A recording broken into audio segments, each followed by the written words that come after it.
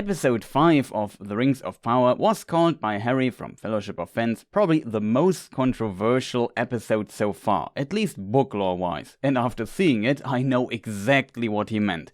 I'm still not sure what to think of the lore controversy, if you want to call it that. Beyond that, the episode was pretty solid in my opinion, despite being very busy and setup heavy again. To quote myself from last review, we are 4 episodes into season 1, so half time, and I think we will still see a bit more setup even in episode 5. And I guess that was kind of right, because the episode included again a lot of setup, but it felt a bit different this time, and maybe we might be mostly done with all the setup now, so that the actual story can now begin. I hope so, and I think in this episode plot was more often driven by characters, actions and dialogue, instead the other way around, which was very present in previous episodes, excluding the Elrond plotline. I'm Chris, aka The Philosopher's Games, and this is my review of episode 5 and me trying to explain this lore controversy. I try to pronounce names as Tolkien described it, shoutouts to the artists like Kimberly A.T., Ted Naismith, Sara Morello, Jenny Dolphin and all the others for allowing me to use their fantastic artworks, and spoiler warning, I at least assume you have seen The Lord of the Rings and all the episodes so far, but I try to avoid spoilers of future events I know from the books. The show was a strange ride so far. Me and others often complain about the writing, and I think it stops the show to unfold its full potential. The actors, sound, music, costumes, visuals are often very good. There was also some love for detail when it comes to writings using Tolkien's or also for the show invented writing systems. The pronunciation is usually pretty spot on. What is a bit strange is the massive Quenya use, basically Elven Latin in the Second Age and beyond, over Sindarin, which became the actual common Elven language at some point in the very late First Age. But the Quenya is at least very solid when used. You can also find an argument for some other unusual language decisions, like the dwarves using the name Aule, which is the high angel of smithing who created the bodies of the dwarves and who is revered by them, in front of an elf instead of the dwarvish name Mahal. The dwarves were very secretive about their own language and always learned those of the others quite well, which also makes it plausible to give them an accent. As a channel that always looks a bit into language stuff, that part was quite enjoyable.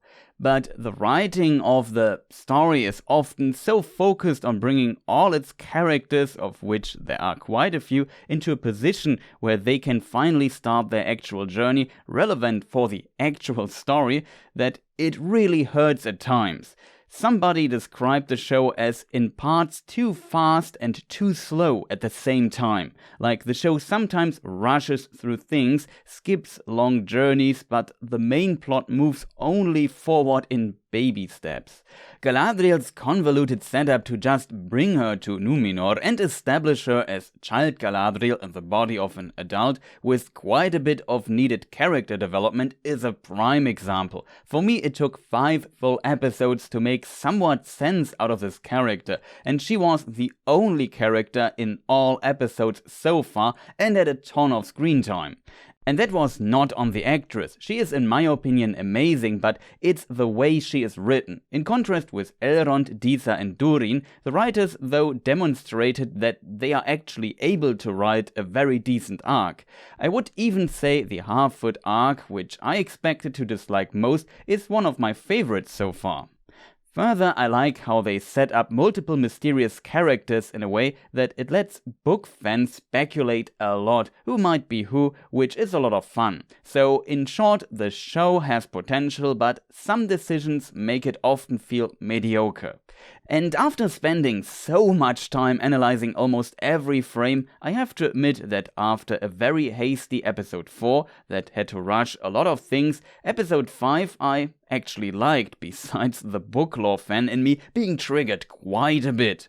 I feel like I'm hooked because episode 5 feels like the episode where things actually start, and that over 4 hours into the show, which is the unfortunate part. The cynic in me maybe would say bombarding us with mediocrity for 4 hours makes a somewhat decent episode shine, and there might be some truth behind that, but episode 5 really feels like a potential turning point for Rings of Power because now the actual story can start, and it helps that the pacing is also a bit better.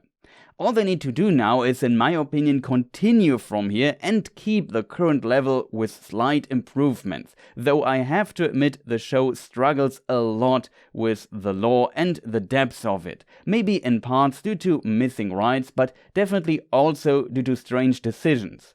In a way, it feels like it's not good at adapting Tolkien a lot of the time. Tolkien was less about building up 20 mysteries and hoping that one reveal might make the audience say, wow. Think of The Lord of the Rings. It was not about realizing that, for example, the Black Rider that appears in the Shire asking for Baggins was a bad guy. It was also not about discovering that the One Ring is an evil object or what its purpose was. All of that is explained in detail quite early, even how the One Ring will be destroyed. What Tolkien did with his setup, he was seeking depth. He showed what it meant to be carrying the One Ring, how hard it was to destroy it out of your own will, and what might happen to you if you keep it, and at the end you realize sadly what a lose-lose situation it was for Frodo, but also that there are good forces greater than oneself in the world that will help you. And that is very encouraging. I feel sadly Rings of Power has not understood this fundamental approach, and I'm not talking about repeating exactly what Lord of the Rings did, but that a Tolkienian story searches depths in a lot of ways. Take Theo's broken sword. It's just a plot device, a key as we learned. The idea of having it, what it does to you, is extremely underdeveloped and we are 5 hours into the show. All we know is it's important to an enemy who we don't know much about and he wants it for some reason and it reacts to blood and might be connected to Sauron and maybe even Morgoth. I can speculate why Adar wants it. I assume it has to do with Mount Doom because that is the most important place of Mordor and it's what makes Mordor, the Black Land. And there is not much depth behind it so far. It might be that at the end it just consumes blood and is used to activate something. It hints at some of the ideas of Tolkien, but it does not explore them. Further, the show also changed a lot of Tolkien's lore for this, which would be fine if it felt Tolkienian and the payoff was worth it, but so far I'm not seeing this and they have to change my mind in 3 episodes. They often hint at the depths of some ideas of Tolkien, but they never fully explore them.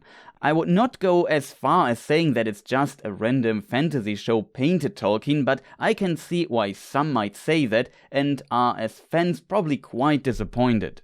So when it comes to this, I have to accept that it maybe was too big a task, but maybe because I'm a more positive or at least neutral person, I still see some potential, maybe seeing more depth and Tolkien's ideas explored, at least a bit deeper in the future.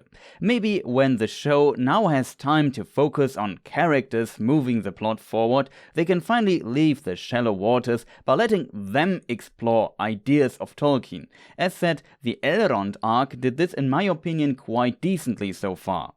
There are some big lore points I would love to discuss as well. We start with the apocryphal Mithril origin story, Mithril Gate, and the show's depiction of, let's call it the decay scene in Lindon. All who have seen Lord of the Rings know elves need to sail west. The reason for that is quite complex, but in short, the first Dark Lord Morgoth damaged the world itself by infusing his evil into it and sabotaging the original version of the world. His power is not really existent in the oceans, and due to the presence of the High Angels and their efforts to heal their land, it is also far less present on the west continent Aman, but on Middle-earth it's very strong. I guess when Morgoth destroyed the 2 trees of Valinor, his power also became again a bit more present on the west continent as well, but no comparison to Middle-earth. However, the pure and immortal being of the elves clashes with this damaged nature of Middle-earth. Morgoth changed the world and Middle-earth is a continent of change, while Aman is not. As a result, when the elves stay too long outside of Aman, they start fading. One might also see it as the world becoming less mythological over time until it becomes like our world. And of course, the elves as pure mythological beings have to vanish at some point, but this interpretation also has its limits. Still, the idea of this decay exists in Tolkien's writings, but it takes millennia to take effect for elves. The elves also developed means of slowing down this effect, and the powerful ones were able to apply these to their fair realms. That is why Lothlorien or Rivendell later feels so otherworldly. About fading, Tolkien also explains that first the spirit of an elf consumes its body, and the spirit is then part of the unseen component of the world. Without the spirit, an elf is not complete, which is a terrible state to be in. Some might speculate they then turn into wraiths or phantoms when their spirit can't return to the halls of Mandos in Aman. The idea of this happening next spring, though, seems very strange to me.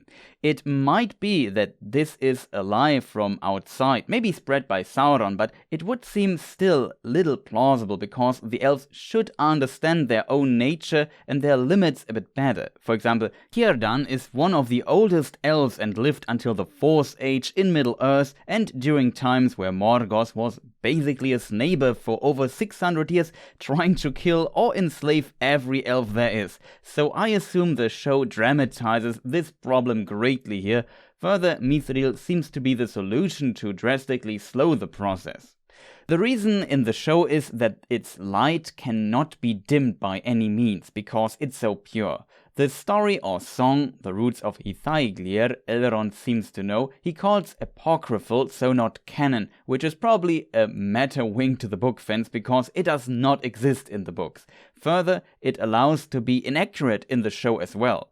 As said, maybe a story Sauron spread to make the elves do things he wants. The part I dislike most about the story is that Elrond also expresses how some claim, again it could be wrong, that the tree the hero and the Balrog fight over had one of the 3 Silmarilli in it.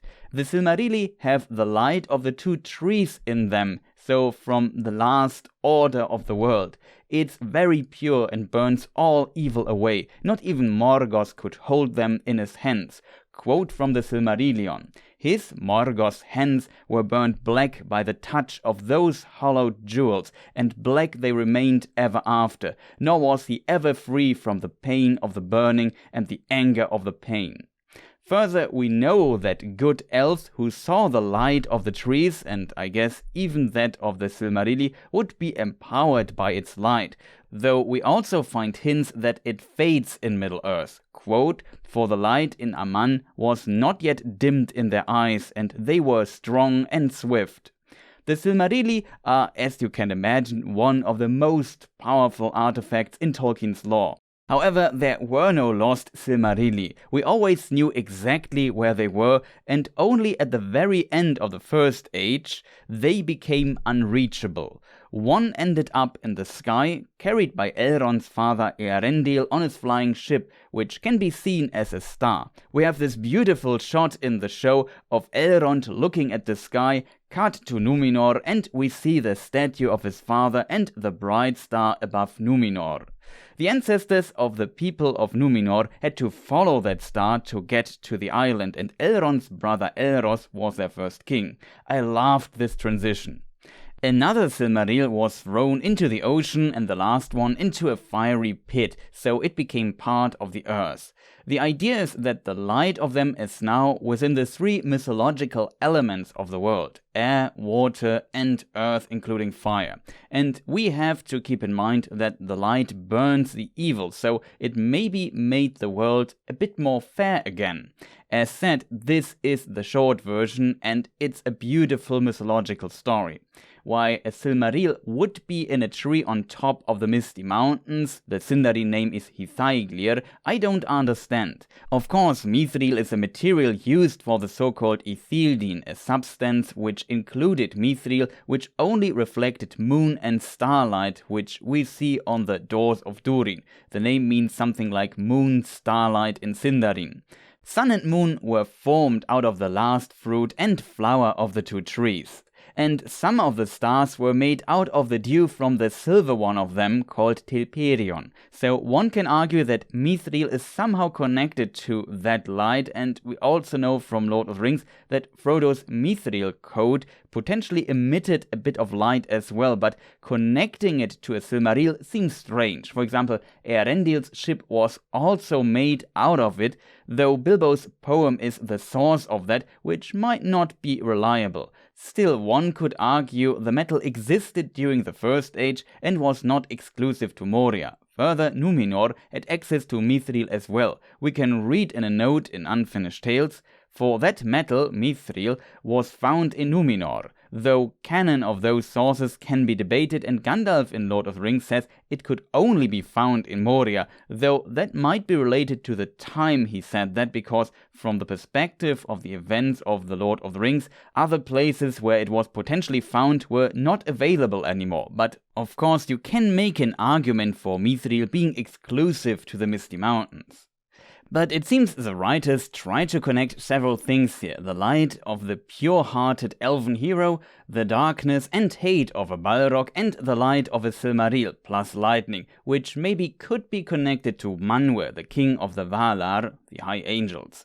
He had power over air, winds, and could send clouds and lightning. He is also mentioned in this story. We know Mithril has this purity to it, and not the evil trend of gold as Tolkien describes it. However, I imagine the Balrog seems to indicate an evil trend for it in context of the fate of Moria in the Third Age. If that would be the case, I would argue that not Mithril had this evil trend itself, but the prolonged greed of the dwarves driven beyond all measures by the rings of power they had, which is in my opinion a huge difference than blaming Mithril itself. As a result, this story feels a bit out of place for me. Also, when is this supposed to happen? In the First Age, the Silmarilli were not lost, nor had Balrogs or powerful elves time for a hike in the Misty Mountains. From the Silmarillion, we know of two duels between a Balrog and an elf. Both happened in or around Gondolin in Beleriand. One was the elf lord Ecthelion versus Gothmog, the leader of the Balrogs, and the other was another Balrog versus Glorfindel. See my Who is Glorfindel video for more information. All died in the process, the elves and the Balrogs, and there was no tree or Silmaril involved. Geographically, the powerful elves who have seen the light of the trees lived in Beleriand, so not even close to the Misty Mountains. Of course, Nandor elves and maybe even Avari lived closer to them in contrast, but they have not seen the light. In the Second Age, the elves moved closer to the Misty Mountains, but the Balrogs had to hide very well, so I don't see this fight happening in that form. On top of that, the show seems to play around Second Age 1000, so the age is still not that old for such an half-forgotten obscure legend. I mentioned the elves found ways to prevent the decay for them in Middle-earth, and it seems in the show Mithril is part of the solution. We know the elves in the books had later at least one artifact made out of Mithril that helped them doing this, so I would say it's at least somewhat plausible. Of course, the show expands on this. I guess in the show every elf needs a bit of the rare metal, and that helps them against the fading. At least large quantities are mentioned. Though in the books I always got the impression that there are very few things made out of Mithril, and they are then very powerful. As a result, the show's approach seems off for me so far. Though, as said, maybe it's not true or a story Sauron spread, so the elves would look for Mithril. And of course, the light of a Silmaril for sure can reduce the evil, but in my opinion, it's too big a topic in the lore to make it a major plot point here. I can see how this is a next level trigger for some book fans. The next big lore topic of the show would be the Stranger. The show plays a lot with placing red herrings for book fans, it seems. The show already explained that Sauron has to show up at some point and some form. As a Maya, an angel or spirit being of lower rank, Olorin took the form of an old man, same with the other Istari or wizards, and became Gandalf. Sauron, also a Maya, could also take different forms, so we might have seen him in the show already, but we don't know.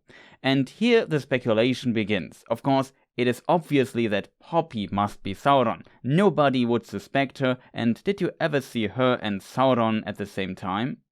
Jokes aside, of course the Stranger is a candidate, and power-wise he seems to be a Maya in a weakened form, so he could be one of the wizards. Sauron, a Balrog, or the Man in the Moon, which is a figure from Hobbit folklore mentioned in poems that probably reference Tilion, the Maya guiding the moon, and always chasing Arien, the Maya guiding the sun. And as we know, the sun is a star. Also, moon and stars is a theme for sure as well. So the Stranger searching stars kind of makes sense as well. This could be then the origin of the Man in the Moon legend of the Hobbits, which also mentions him falling down like a meteor. So far, this is my favorite theory. Him also saying Mana Ure Quenya for what is heat or blessed heat might reference the sun he always chases. In episode 5, we now see him creating a powerful shockwave to defeat these strange wolves. Doing so does something with his arm. We later see him creating eyes and saying Envinyata, which is Quenya and means to heal or some form of that. He also says Kala, which means light. In addition, he hurts Nori a bit with his eyes without noticing her presence. She runs off in fear, which is a very untypical behavior for Nori, and the Stranger has this scary gaze. They also talked about if he is good or a peril at the beginning. The writers place some hints that consistently makes you question who the Stranger might be. Another theory I expressed in a video some time ago is that a good and evil entity is inside him fighting over control. There is no story like this in Tolkien's lore, but we just learned about the Balrog and the hero. Maybe they fused together into a new entity after the lightning strike hit the tree and they became trapped outside of Arda, falling down as a meteor when Galadriel and her companions opened the path to the West Continent, which in the books is later moved outside of the confines of the world, and they fight over control inside the Stranger. We have this compassion, but also these outbursts of this character that seems to cause harm to others. A wizard would, in my opinion, have less of a bad omen and harmful aura than the Stranger. I know the theory is probably nonsense, but I wanted to share it anyway. Maybe at the end the Balrog wins and goes into hiding, becoming Durin's Bane or something. That he is a Maya seems clear though. One time he even says Ainur, while Nori thinks he repeated Nori. The spirit beings or angels in the world are Ainur, it's the name of their species, while Valar and Maiar describe their ranks. My favorite theory is still the Man in the Moon theory, but I don't see the connection to ice yet, which would also not fit for a Balrog as well. We know the Witch King had a cold arm and that Sauron could make use of fire as well, so if the Witch King can do ice, Sauron can do that as well. We learned that in this ancient outpost of Sauron, the fire was cool as well, same as the One Ring when heated, so I think the theory that the Stranger is Sauron is not off the table either. Adar seems not to be Sauron. I love Valdrek in this scene, especially how he asks if Adar is Sauron, the question the viewers ask themselves as well. I think Adar is following his own goals and is devoted to the orcs. I like the theory that he is one of the elves Morgoth tried to turn into orcs and now sees those as children. He might use the broken sword as key to activate Mount Doom, turning Mordor into a place where his orcs do not have to fear the sun anymore. We have this scene with him and the orc whose arm got burned by the sun, and he says that he will miss it. As said, Mount Doom is the Mordor-defining place, and its ashes would cover the sun and transform Mordor into the hellish place we know, so that would make sense. Further, I also think the Halbrand as Sauron theory is not off the table yet either. What throws me off is how reluctant he is when he is alone, him saving Galadriel, and he still needs to make the One Ring. I guess it would fit Sauron's style to trick his victims in terrible ways. However, Galadriel is a bad choice as potential victim here from the book's perspective. Further, it would be required that nobody finds out about him until the One Ring is forged, and he has to take Mordor as his realm in the meantime as well. The only way possible I see is that he will not return to Numenor and is maybe asked to go to Eregion due to his smithing skills, else he would need a new disguise later on. The idea that Sauron split into multiple persons I also dislike, because it has no precedent in the lore and the idea behind it would just be strange for Tolkien's world. Of course, Halbrand could become a Nazgul like the Witch King, or the King of the Oathbreakers as well, but as most people I think it will not take a good end with him. He also revealed to Pharazôn where Galadriel would go when she escaped the prison. For that he got his guild crest, so he is a very manipulative person, which fits Sauron perfectly. I have to admit the speculating part was quite fun so far, and I'm curious what theory might be the right one at the end. They also established Celebrimbor as potential schemer, maybe having already contact with a certain character. And the wise King Gil-galad does not seem very wise yet, which might trigger his fans a bit. I would have also preferred if Pharazôn would have went to Middle-earth as well, because he was also known as leader in the wars of the Numenoreans in Middle-earth. He already expressed his ambitions, and though in the books Numenor had established settlements long before Pharazôn was born, here he seems to be the one planning those. So maybe we will see that later in the show, and maybe also see him as captain both by land and by sea.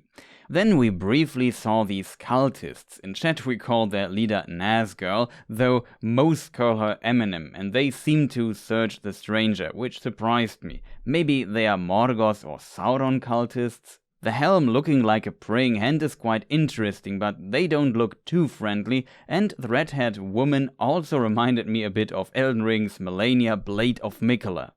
This now brings us to the end of this video. My conclusion, pretty decent episode I have to admit, sadly also very setup focused, but it seems things finally start after it. It has also very triggering lore changes or additions for fans of the books, but there is at least hope that now the show actually starts, so I'm at least curious what will happen next and hope they can increase the quality of some of their storytelling in some of the arcs, because that is what holds the show back in my opinion. Thank you for watching. I hope you enjoyed this review and small analysis. If so, press a like button, subscribe, and let me know in the comments. How triggering was the Mithril and Decay story for you? How much sense did it make for people not familiar with the lore? I feel even here it could seem strange. Also, maybe check my other videos. Would love to see more views on the Galadriel lore video, though it's just part 1. I also mentioned the one about Glorfindel. Feel free to recommend me to other people interested in the lore as well. Sorry for those who are waiting for regular lore videos, I will return to making them after the show is done.